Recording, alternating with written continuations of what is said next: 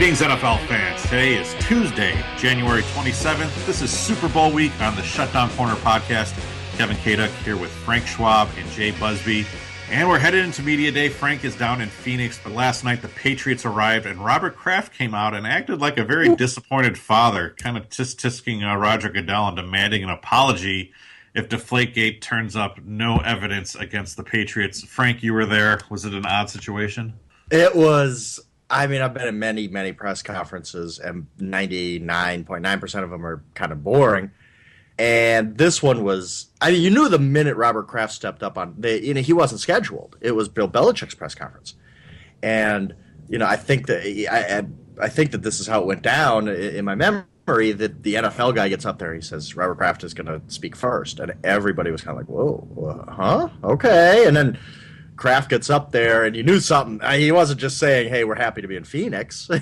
So he started that way, and he basically said, hey, it's such an honor to be here, and it's a great deal, and this and that. And then he just starts going on this Deflategate rant, and like the air is just being sucked out of the room. Everybody's like, whoa. And then he drops the bomb of, if this investigation turns up nothing, we expect an apology from the NFL.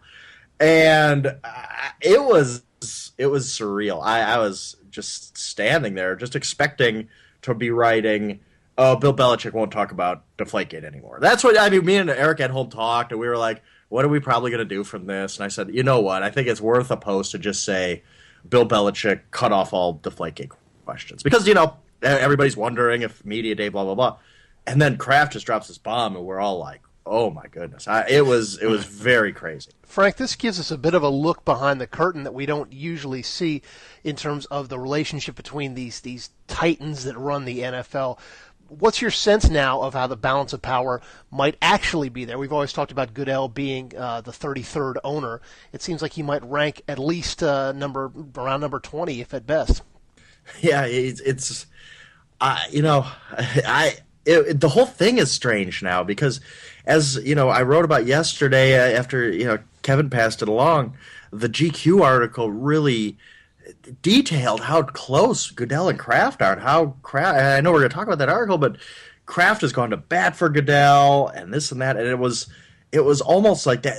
Kraft was trying to make a point of he's so angry about this, and he's even going to turn on his boy. He's even going to just say, I'm going scorched earth here. I was going to say this actually doesn't do anything to diminish the perception that Richard Sherman furthered on Sunday that Goodell is Kraft's Kraft is Goodell's puppet master. Does it not? I mean, I guess you could look at it that way. It's yes. more public than it's ever been. I mean, way more public. You can't ask for a bigger stage than yesterday, but I don't know. I guess you could look at it that way. Yeah. You could look at it that way, but you could also. I looked at it as he's he did the whole WWF thing and just hit Roger Goodell in the back with a chair. Like he just said you've done us wrong. Like I don't care if we're friends. You've done us wrong. I'm standing by these two guys, Belichick and Brady. I'm standing by these guys. And you've done us wrong, and you need to apologize to us. It was crazy. Here's the thing. I mean, he's not wrong because everybody who thinks of the Patriots now, you've got Spygate and you've got Deflategate. It doesn't matter if they prove that this mysterious rogue ball boy did sneak in and deflate the balls all on his own, completely without any guidance from Brady or Belichick. It's still cement in the public's minds. Yes, it is. I wrote about this, yesterday, talking about how Belichick's become a sympathetic figure. At least to me. I know nobody else does. But at least to me, I feel for Bill Belichick because the mob has just been crazy the last 9 days or whatever it's been. And yes, everything Kraft said I thought was true. He's almost upset with how this has crazy gone though, down. because it's like why even go for an investigation? Because no matter what it finds, everyone has already made up their mind as of last Monday, yes. Right? Everyone's made up their mind. Nobody's changing their mind. And everybody... Bill Belichick details everything in a 15-minute, basically, power lecture on physics and footballs, and everybody just says, he was lying. Well, I guess. And whatever the NFL's going to come out with my best guess is they're not going to find anything they're going to come out with this investigation basically saying we couldn't figure out what happened. And everybody is going to say it's just a conspiracy. They don't want to take because Kraft is his boy. They're not going to want to take, Bill Belichick off the field and this and that. And it was a favor. This is a total... Nobody's, like you said, nobody's changing their mind. It's whatever you thought last Monday is what they're going to think the rest of your life. I loved your article, Frank. I agreed with it. I think one commenter said that it was the most kind of fair and balanced. That term has been ruined, but it just was the most fair look at the entire situation. And I agree, but I don't think that Bill Belichick is a sympathetic figure because I feel like he is just everything he's done over the past 15 years has led him to this point. So it's not like he just found himself in this thing. If he's a good time Charlie like Pete Carroll, I think people are probably giving him a little bit more leeway, or not even caring. That shouldn't be the case, though. I mean, if we're thinking about this fairly, with Bill Belichick, like he's a curmudgeon and he, whatever. He's got. I don't love that public act, by the way. It doesn't do anything for me. But the fact that he does it doesn't mean he cheated. And just because Spygate happened 7 years ago, I that's what I started to feel for him, is when he starts talking about Spygate and basically saying, how long are you going to keep trying me for this crime? And it was true. It happened 7 years ago, and this has nothing to do with that. It really, honestly, truly doesn't have anything to do with that. And that's what I really kind of turned and said, wow, he's right. Like, this is not fair to Bill Belichick that he's taking a week when Pete Carroll is studying film on Gronkowski and how to slow him down. And Bill Belichick's out there testing footballs. Yeah, that's not fair. It's really not. But he still did this because his public, he didn't have to do it. I guess he didn't have to, but the public outcry has been such that I think he felt he had to. So yesterday, the two big headlines were from Jay Glazer saying that the ball boy was being a person of interest, like this was some sort of murder investigation. This is like I love that term. It's already jumped the shark, but when you're talking about a person of interest in this, and then Pro Football Talk furthered that a little bit and said that they have film of him ducking into a bathroom. So if you're keeping score at home, the NFL could not find tape of Ray Rice in the casino, but they've got tape of a ball boy in a bathroom. Going into the porta john. Yeah. Which is great, and it's like I don't know what to blog. I don't know what to say because it's just like there's so many weird different things going on. It's like so ridiculous. It's at this point where it's like you just can't blog every single little thing or have an opinion on it. But is there any point at which this could have avoided? Do you think that there's any point at which anyone involved in this could have avoided it getting to the point where we're talking about ball boys sneaking into bathrooms? Is there, or is this just the way that it works these days? No. I think that there's huge responsibility with the NFL here, and Wetz wrote about this. Them really trying to run a sting operation, and it's true when you look at it in that light. And look, Goodell on September 20th or whenever that was, got up in front of everybody and said, we're going to be more transparent. We want a transparent process. He's talking about domestic violence, but it's got to be about everything. He's talking about a more transparent NFL. And the only thing the NFL has said in 9 days now, 10 days, whatever it's been, is, okay, Ted Wells is investigating. You know what? That's not good enough. I don't care who's investigating, to be honest with you. It doesn't matter to me. You got somebody to investigate. They have said nothing. I mean, even to the point of, tell me how the 11 of the 12 footballs. Tell me what the PSIs were. That's a fact of the case. That's not something that's going to ruin your investigation. Tell me something, NFL. Don't just sit there and let the Patriots swing in the wind and let this thing blow out of control. That's why a huge reason Bob Kraft is angry at the NFL, because they've let the Patriots twist and win by not saying anything. Yeah. It's and then the investigations. They apparently haven't talked to Tom Brady or whatever. If you want to get ahead of this, you should have had this wrapped up before they left and issued something definitive.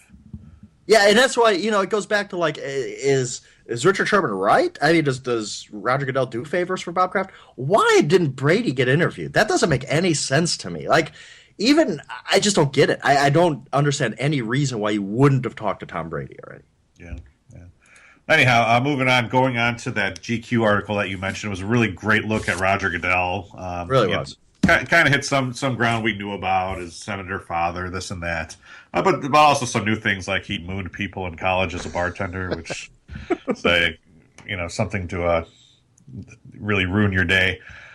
The one thing I was interested in there, though, they had people asking the question, has the NFL peaked in popularity? If we look back, it's 2015, is this Deflategate, is this Super Bowl going to be like the tops of it? And part of them was, I think they quoted some anonymous source saying, Roger Goodell wants to increase revenue to $25 billion. They're at 9 or 10 billion this year. There's no way that's ever going to happen. Do you think it will? Do you think that there's any truth to that statement, Jay?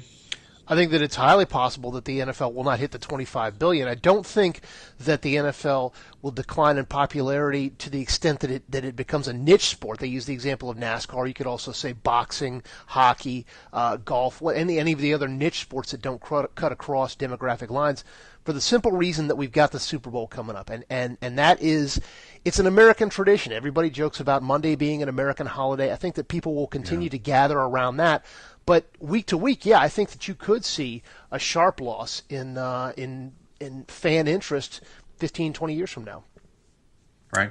I don't know. I think that when we say that, like, the NFL's peaked in popularity, I don't know if that's a bad thing, because their peak is unbelievable. They're one of when I was on Will Leach's podcast yesterday, and we talked about a little bit of this. And I'm just a very popular man on these podcast circuits, and we talked about this, and it's like, well, the NFL can't even be compared to any other sport anymore. You just have to compare it to, like, Apple. As far as the great American businesses at this point, that's how much money they're making.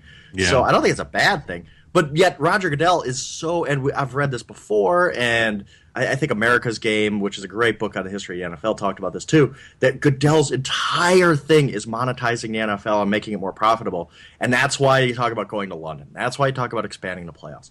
That's why all this stuff that at some point just say, you know what, we're making enough money, let's make the game better. What does going to London do for our game? What does Thursday Night Football do for our game? Like, stuff like that. Instead of just, we can make a few more bucks.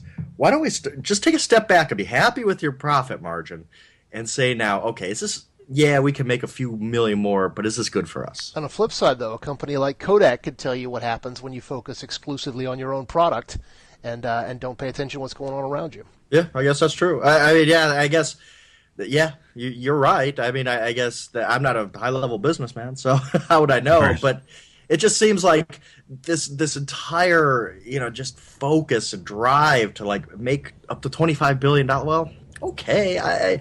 At some point, if you don't get there, are you turning off your audience with some of the things you're doing? And I think they need to look at that at some point, right? I don't know. I just think that I kind of just get to the point where it's like the NFL should be saying we make enough money at this You're point. right. That's an interesting benchmark to set. That's not very American, Frank. Yeah. Come on now.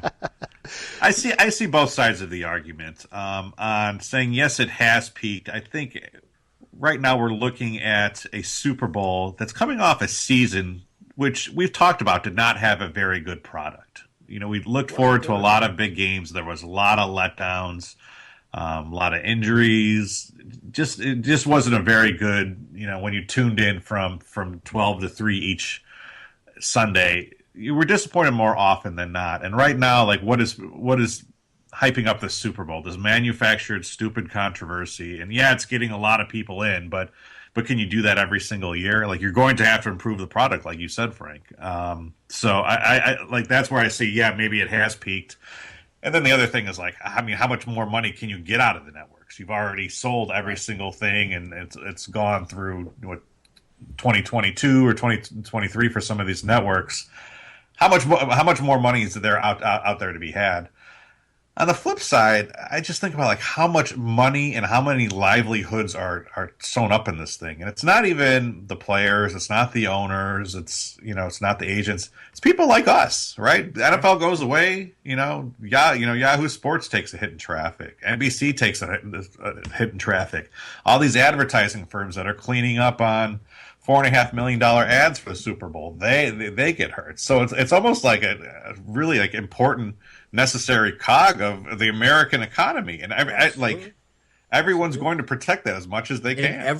In every city, every NFL city, in Denver, Colorado, where I live, if let's say the Broncos folded up tent tomorrow, they're thousands of people affected by that. I mean, just in their jobs or what they do, stadium operations or anything. I mean, the Broncos are, and that's times 32, obviously. So, and it's interesting you talk about that because we're talking about this on Media Day when I'm going to go out there and there's going to be 5,000 people who cover the NFL, who make their living covering the NFL. You know, I mean, you're right. The NFL is a huge part of everything right now. It's just that big of a deal. Yeah, so it's so ingrained. It's like I don't know what it would take for really to step back. And the other thing we've talked about too, it's such like a family thing too. What are people gonna get together for? How are people gonna socialize? Like maybe you shouldn't have to have that, but in the year 2015, when do families get together for football games? But you're not talking about going to a game itself, because that's a whole separate issue we ought to take up later on. Is actually going to a game is a tremendous pain in the ass. Yeah. You know, the product that we're talking about is the sitting on your couch and watching your own TV in your own home. So you think that would be a part of the downfall of the stadium experience? I do. Yeah, I think that. I mean, we could all document all kinds of cases of how difficult it is to get to a game, to be at a game, to pay for a game, and that's a huge aspect of it. There's a lot of people that are willing to make that sacrifice, that are so into their teams that they think nothing is spending $15,000 a year on the Kansas City Chiefs. Like they're willing to do that now, but I mean, does it keep going? Like, I mean, that's the thing. I mean, people talk about like domestic violence and Ray Rice. That's going to kill the NFL's popularity, or concussions. Like that's going to kill the NFL pop. People still watch. I mean, maybe that wanes at some point. Maybe it catches up to them. But nobody talks about what we're talking about is the stadium experience and how much this costs. And like the PSLs for the new 49er stadium. Like I don't know how anybody in their right mind ever afforded those things. The Falcons fired Mike Smith, and on the same day announced PSLs of up to $45,000 per seat. Who spends that? How many did you get, Jay? I got 7. Okay. It's like you know, who's talking about that? But then again, the NFL could probably play in front of an empty stadium and make money. That's just the truth. I mean, it's TV. It's a TV sport. Yeah. I mean, we won't go too far down this road, but that's the dilemma that NASCAR faces and they make so much money off of TV that the stadium attendance is not nearly as important. That could be a situation that the NFL finds itself in. Right. That's interesting.